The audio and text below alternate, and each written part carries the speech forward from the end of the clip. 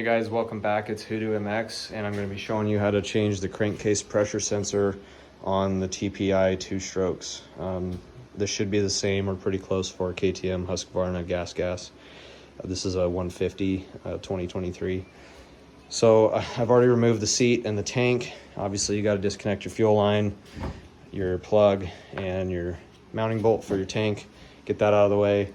I've taken off the head pipe and I've removed both head stays so that I can have access into here.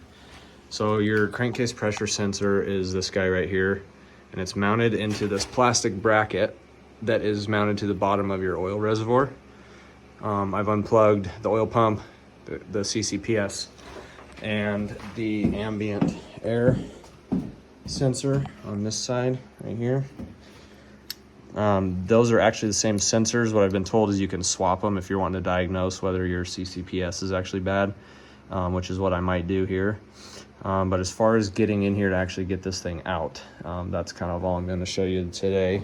So once you get to this point, you've got 3 small screws up from the bottom holding this plastic bracket in place.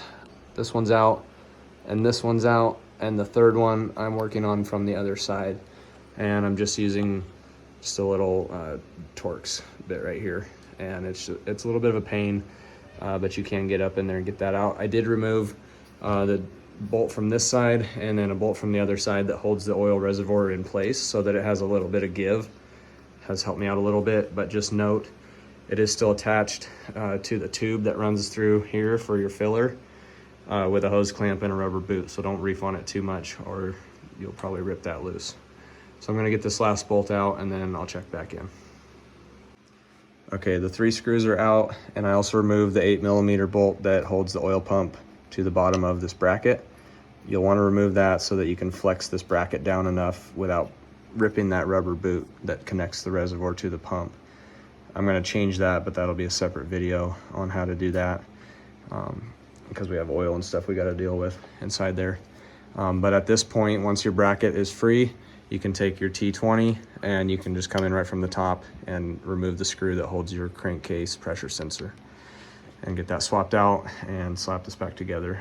It's worth taking all these other parts off. I know it's more work, but it makes a big difference being able to get your hands in here and get up to all this stuff.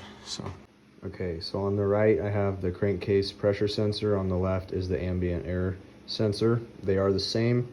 If you want to swap one to the other position to try it, it's kind of a lot of work to do that and put it all back together to test it, but it is a way to diagnose or to confirm if your crankcase pressure sensor is bad. They're like 50 bucks. It just depends on your budget. I'm not going to waste my time. I'm just going to get a new sensor and put it in, but they are the same if you want to swap that for a little bit of diagnosis.